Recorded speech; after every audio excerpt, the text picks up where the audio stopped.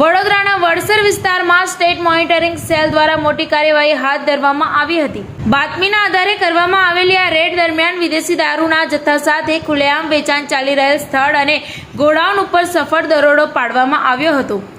મળતી માહિતી મુજબ વડસર ગામના ગોચર વિસ્તારમાં લાંબા સમયથી ખુલ્લેઆમ દારૂનું વેચાણ ચાલી રહ્યું હોવાની ચર્ચાઓ વચ્ચે એસએમસીની ટીમે અચાનક ત્રાટકી કાર્યવાહી કરી હતી। રેડ દરમિયાન અંદાજે 35 થી 40 પેટી જેટલો વિદેશી દારૂ ઝડપી પાડવામાં આવ્યો હતો। પોલીસે લાખો રૂપિયાનો મુદ્દામાલ જપ્ત કરી કાયદેસરની કાર્યવાહી હાથ ધરી છે।